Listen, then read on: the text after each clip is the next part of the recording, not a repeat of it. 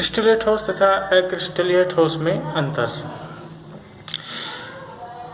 हमने पढ़ा है कि जो ठोस पदार्थ होते हैं वो दो प्रकार के होते हैं, क्रिस्टलीय ठोस तथा अक्रिस्टलीय ठोस।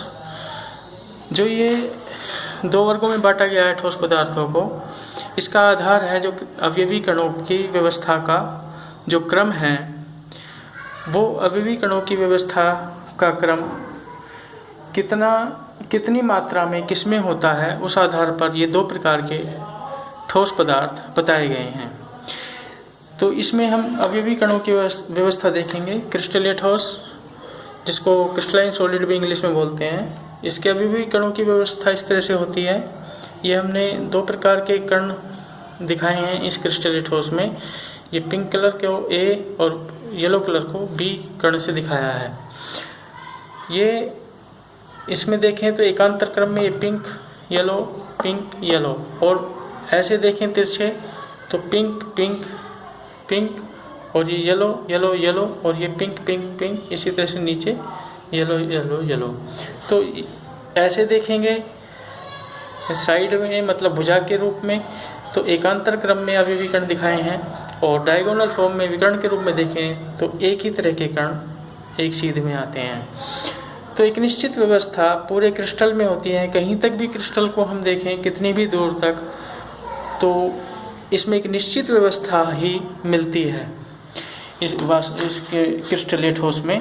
और इसको हम देखें अक्रिस्टलीय ठोस को, अक्रिस्टलीय ठोस में जो कणों की व्यवस्था है वो, जैसे यहाँ पे ये येलो दिखाया है, पिंक दिखाया, फिर येलो, फिर ये पिंक, फिर येलो, ये पिंक, फिर पिंक येलो, और फिर येलो पिंक। ये इस तरह से भुजा के रूप में देखें तो, और यदि डायगोनल फॉर्म में देखें तो भी कोई निश्चित व्यवस्था नहीं मिलती है। तो जो ये अक्रिस्टलीय ठोस होते हैं, इसके अवयवी कणों में की जो व्यवस्था होती है वो बहुत ज़्यादा मात्रा में एक जैसी नहीं होती। उसकी व्यवस्था थोड़े अंतर पे बदलती रहती है क्रिस्टल में। तो एक तो अंतर ये हो गया कि ये इसमें अवयवी कणों की एक निश्चित व्यवस्था होती है क्रिस्टलीय ठोस में, और अक्रिस्टलीय ठोस में अवयवी कणों की कोई निश्चित व्यवस्था बहुत ज़्यादा मात्रा में नहीं होती। फिर दूसरा अंतर, इसी आधार पर मूल अंतर तो यही होता है इनमें अवयवी कणों की व्यवस्था की मात्रा में। अवयवी कणों की व्यवस्था की मात्रा के आधार पर ही बाकी सभी इनमें अंतर निर्भर करते हैं। बाकी सभी अंतर इसी संरचना पर, इसी संरचनात्मक गुण के आधार पर इस पे बताए जाते हैं। तो दूसरा है ये दीर्घप्रास, long range order. Long range order का मतलब क्या है? दीर्घप्रास का मतलब क्या है कि पूरे क्रिस्टल में कहीं तक भी, बहुत दूर तक, बहुत अधिक मात्रा, मतलब पूरी ही मात्रा में पूरे क्रिस्टल में एक निश्चित व्यवस्था मिलती है। कहीं तक भी हम देख लें, यानी बहुत दूर तक भी, कहीं तक भी देख लें, किसी भी दिशा में एक निश्चित व्यवस्था अवयवी कणों की मिलती है। तो इसलिए इसको हम दीर्घप्रास सॉलिड बोलते हैं, लॉन्ग रेंज ऑर्डर सॉलिड बोलते हैं। ऑर्डर का मतलब होता है मात्रा से, कोटि से, जिसको हम फिजिक्स में पढ़ते हैं कोटि, ऑर्डर, यानी कितनी दूर तक, कितनी मात्रा तक व्यवस्था मिलती है। और इसमें जो है कुछ ही दूरी तक निश्चित व्यवस्था मिलती है।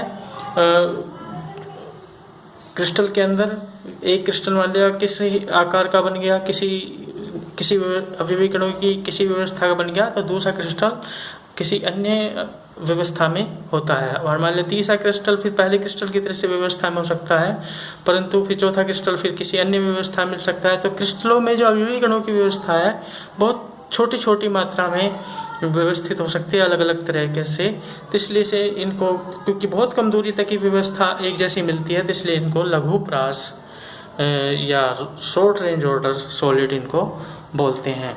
तो तीसरा फिर इनका हम अंतर देखते हैं, क्योंकि निश्चित व्यवस्था अवयवी कणों की मिलती है कहीं तक भी हम देख लें, तो इसी वजह से इनको वास्तविक ठोस कहते हैं। परंतु जो ये अक्रिस्टलीय ठोस होते हैं, ये इनमें कोई निश्चित व्यवस्था पूरे क्रिस्टल में नहीं होती अवयवी कणों की, थोड़ी दूरी पर व्यवस्था बदलती रहती है। इसी वजह से इनको हम आभासी ठोस कहते हैं। जो अक्रिस्टलीय ठोस हैं, इसको लैटिन भाषा के एमोर्फस शब्द से लिया गया है। एमोर्फस सॉलिड भी इनको बोलते हैं। एमोर्फस का अर्थ होता है कोई आकृति नहीं, इसका मतलब है इनकी कोई निश्चित आकृति नहीं होती, मतलब कोई निश्चित व्यवस्था नहीं होती, तो इसलिए कोई निश्चित आकृति इनकी नहीं बनती ज्यामिति।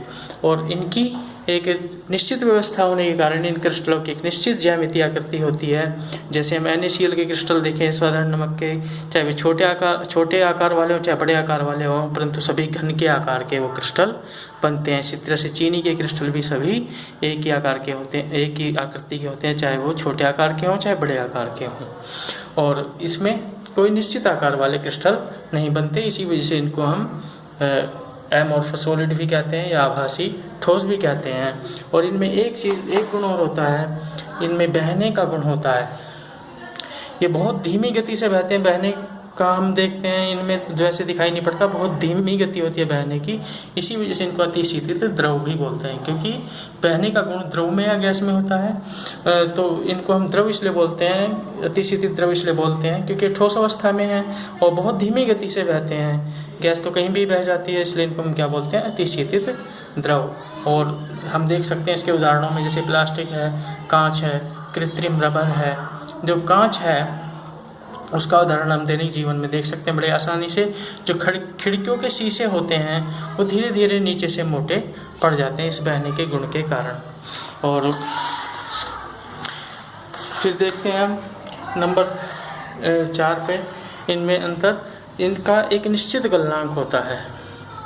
इस क्रिस्टल का, वास्तविक ठोस का एक निश्चित गलनांक वाले होते हैं। जैसे NaCl है, इसका एक निश्चित गलनांक होगा। हीरा है, इसका भी एक निश्चित गलनांक होगा। कोई सी भी धातु है उसका एक निश्चित गलनांक होगा, या बर्फ़ का भी गलनांक जैसे होता है 0 डिग्री सेल्सियस, एक निश्चित गलनांक वाले होते हैं। बड़ा महत्वपूर्ण गुण है ये, भौतिक गुण इसका क्रिस्टल ठोस का, कि इनका निश्चित गलनांक होता है वास्तविक ठोस का। जो अवास्तविक ठोस होते हैं, आभासी ठोस होते हैं, इनका कोई निश्चित गलनांक नहीं होता। ये जो है कोई निश्चित गलनांक नहीं होता, ये गर्म करने पर धीरे धीरे मुलायम पड़ जाते हैं, पर इनका किसी निश्चित बिंदु पर ये पिघलते नहीं हैं। अलग अलग बिंदु पर ये पिघलेंगे यदि इनको अलग अलग तरह से हम देखेंगे। किसी भी, जैसे प्लास्टिक है, यदि हम प्लास्टिक को पिघलाने की कोशिश करेंगे तो मुलायम पड़ेगी, वो पिघलेगी नहीं एकदम से। और यदि पिघलेगी भी तो उसका कोई निश्चित ऐसा टेम्परेचर नहीं होगा कि उस बिंदु पर ये पिघलेगी या उस टेम्परेचर पर जाकर ये पिघलना प्रारंभ करेगी। और इसके बाद हम देखते हैं नंबर 5, प्रकृति में मुख्य रूप से वास्तविक ठोस ही मिलते हैं। वास्तविक ठोस प्रकृति में मुख्य रूप से पाए जाते हैं। जैसे ये धातुएं सभी प्रकृति में मिलती हैं, हीरा भी, बर्फ़ भी। बर्फ़ के क्रिस्टल यदि हम देखें पहाड़ों पे जब बर्फ़ पड़ती है तो बर्फ़ के एक निश्चित आकार के क्रिस्टल बनते हैं, उसमें हम देख सकते हैं। सामान्य रूप से तो रेफ्रिजरेटर में जो बर्फ़ जमती है उसमें हमें क्रिस्टल नहीं देखने को मिलते, क्योंकि वो उसी बर्तन के आकार के टुकड़े बन जाते हैं बर्फ़ के, जिसमें वो जमाया जाता है। परंतु प्राकृतिक जो बर्फ़ होती है उसमें निश्चित आकृति वाले क्रिस्टल बनते हैं। और ये जो है ज़्यादातर ये जो एमोर्फस सॉलिड हैं, जो अवास्तविक ठोस हैं, आभासी ठोस हैं, ये कृत्रिम तरीके से बनाए जाते हैं। जैसे प्लास्टिक है, कृत्रिम तरीके से हम तैयार करते हैं। कांच भी कृत्रिम तरीके से तैयार करते हैं। जो कृत्रिम रबर होती है भी कृत्रिम तरीके से तैयार की जाती है। और भी एमोर्फस सॉलिड है, इस तरह से हम जो कृत्रिम तरीके से बना सकते हैं, बनाए जाते हैं। और एक गुण और है इनका, जैसे इनको हम किसी चीज़ से काटें, तेज़ धार वाली चीज़ से काटें तो ये समतल काट हमें मिलती है, यानी जो तल मिलेगा बिल्कुल समतल मिलेगा कटने के पश्चात। जैसे बर्फ़ को भी देखा होगा, जो बर्फ़ वाले बर्फ़ बेचते हैं काट करके, तो 2 समतल सतह वाले टुकड़े प्राप्त हो जाते हैं इस तरह से जब वो काटते हैं। जबकि तोड़ते हैं वो उसे, तो तोड़ने में ही वो समतल सतह प्राप्त हो जाती है। इसी तरह से किसी भी इन जो ये क्रिस्टलीय सॉलिड है, इनको किसी भी ढंग से काटें तो समतल काट ही इनकी मिलेगी। परंतु जो ये होते हैं क्रिस्टलीय ठोस, आभासी ठोस, इनकी असमतल काट मिलती है। इसका उदाहरण भी हम देख सकते हैं। हम बाजार से कांच यदि खरीद कर लाएं तो उसके कांच के कटे हुए टुकड़े होते हैं, तो किनारों पर यदि हम देखेंगे तो वो समतल नहीं होते। इसी तरह से प्लास्टिक को हम घर पे काट कर देख सकते हैं चाकू से, तो वो भी समतल सतह उसकी नहीं मिलेगी। इसी तरह से कृत्रिम रबर की भी समतल सतह प्राप्त नहीं होगी। एक गुण की और बात की जाती है, समदैशिकता तथा विषमदैशिकता। समदैशिकता को इंग्लिश में बोलते हैं आइसोट्रोपी, तथा विषमदैशिकता को इंग्लिश में बोलते हैं एनाइसोट्रोपी। ये क्या होती है? ये कुछ भौतिक गुण होते हैं, मतलब या कह दो सभी भौतिक गुण होते हैं। यदि भौतिक गुण किसी ठोस पदार्थ के सभी दिशाओं में हम उनका मापन करें और वो सभी दिशाओं में एक जैसे मान उनके प्राप्त हो रहे हैं, तो ऐसे ठोस को हम बोलते हैं समदैशिक ठोस। और यदि सभी दिशाओं में उन भौतिक गुणों के मान एक जैसे प्राप्त नहीं हो रहे, तो उसे हम कहते हैं विषमदैशिक ठोस। पुस्तकों में ज़्यादातर लिखा है जो क्रिस्टलीय ठोस हैं वो विषमदैशिक होते हैं, और जो आभासी ठोस होते हैं एमोर्फस सॉलिड वो समदैशिक होते हैं। और इसका कारण यह बताया गया है कि जो अवयवी कणों की व्यवस्था है इसकी एक दिशा में अलग होती है क्रिस्टलीय ठोस के, दूसरी दिशा में अलग होती है। यदि भुजा के रूप में देखें तो अलग व्यवस्था है, और डायगोनल रूप में विकर्ण रूप में देखें तो अलग व्यवस्था है। तो इस कारण से इनके भौतिक गुण अलग अलग दिशाओं में अलग अलग मान वाले प्राप्त होते हैं। जैसे अपवर्तनांक वगैरह के मान यदि हम मापेंगे क्रिस्टलीय ठोस में तो वो अलग दिशा में अलग प्राप्त होगा। और इसमें ये कहा जाता है कि जो अवयवी कण हैं उनकी कोई निश्चित व्यवस्था नहीं है, तो पूरे जो क्रिस्टल में असामान्य व्यवस्था है अवयवी कणों की। इस वजह से जो इनके हम किसी भी दिशा में ये भौतिक गुण मापें तो सभी दिशाओं में समान मापन प्राप्त होता है। जैसे कांच में हम अपवर्तनांक मापें किसी कांच में तो सभी दिशाओं में एक समान प्राप्त होगा, परंतु यदि हम नमक में या किसी धातु में अपवर्तनांक मापें तो वो सभी दिशाओं में एक जैसा प्राप्त नहीं होगा, ऐसा कहा जाता है। परंतु ये पूर्ण रूप से सत्य नहीं है।